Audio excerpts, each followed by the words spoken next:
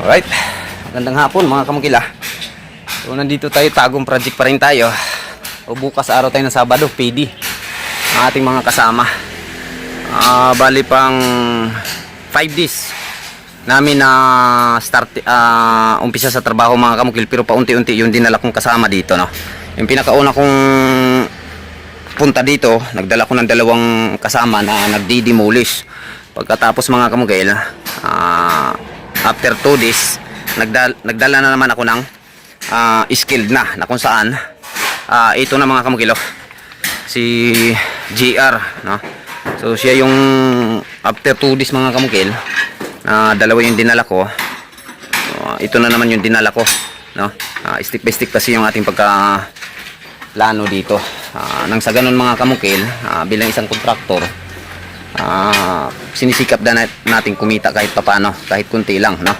So sa ganung paraan, medyo nakasave tayo doon. Kasi ang mangyayari kapag renovation kasi, hindi ka pwede ka agad na full blast ng magtratrabaho.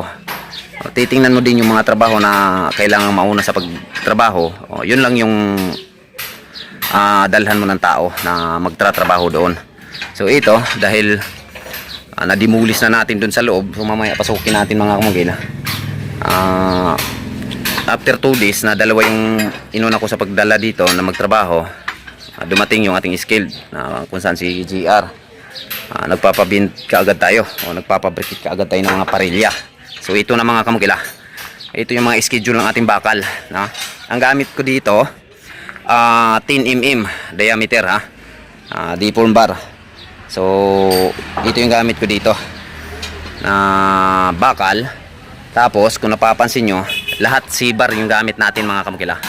Kasi ang mangyayari dito, pagdating dyan sa mga partition ng kwarto, hindi pwedeng diretsahan na lang yung pile. Kailangan meron tayong poste na hahawak. So stepiner, pinakamadaling salita na lahat ng mga poste doon sa loob, stepiner post, no? Yung ating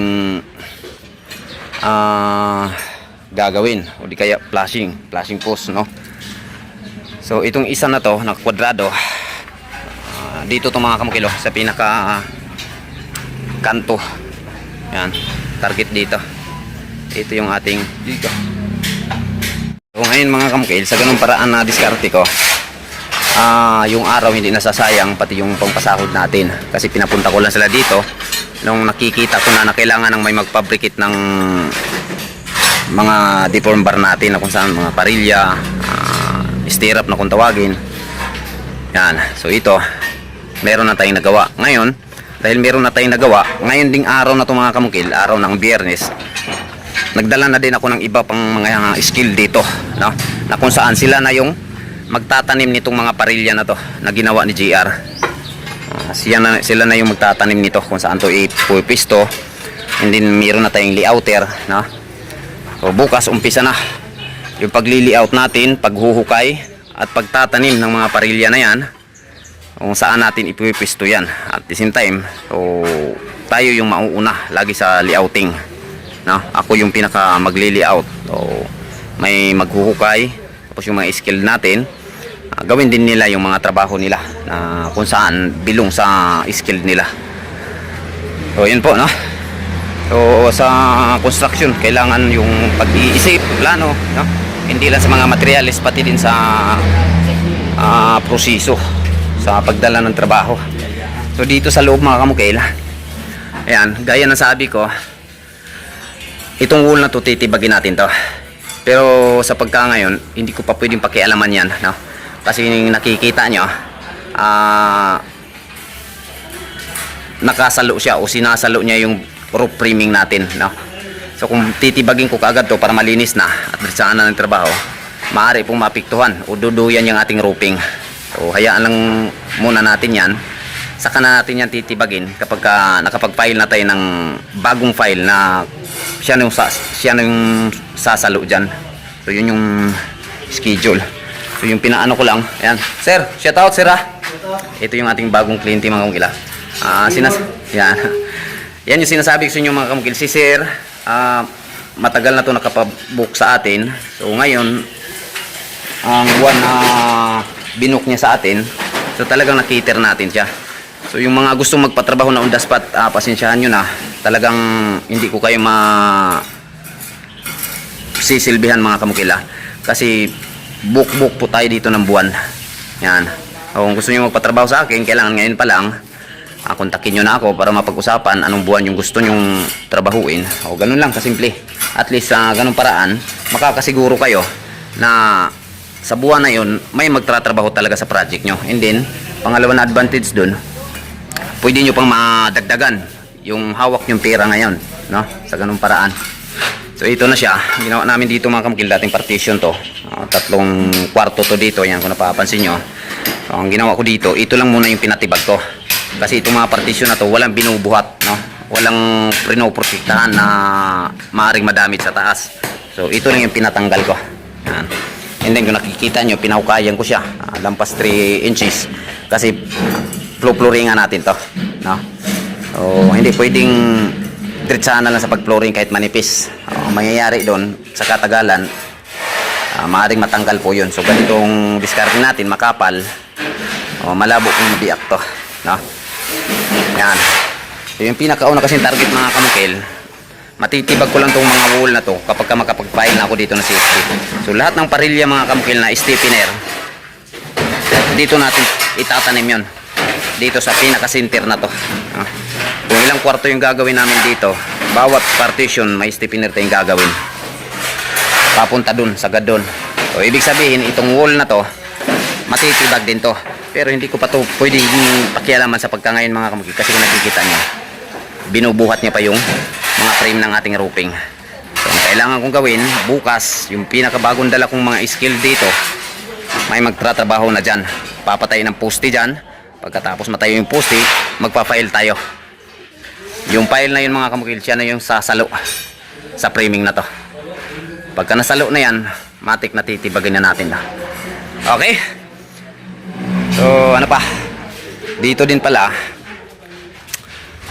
isa sa pinaka-importante na gawain, no, mga kamukil. So sa lahat mga nagbabalak na pasukin yung pangungontrata, lagi kong sinasabi yan, hindi po madali mga kamukil. Ang pangungontrata ay hindi biro at hindi laro, no? Kasi minsan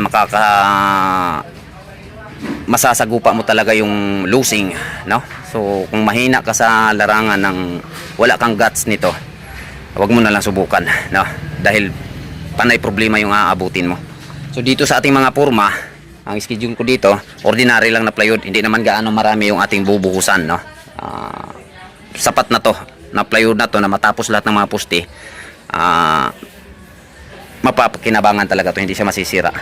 Gamit natin dito na pang frame, tubular, no? Gaya na nakaugalian natin. Ang advantage makukuha natin dito, malinis yung kalalabasan ng ating trabaho. And then kung gaano magkataas yung poste na itatayo natin, pwede nating gawin dito na walang putol, no?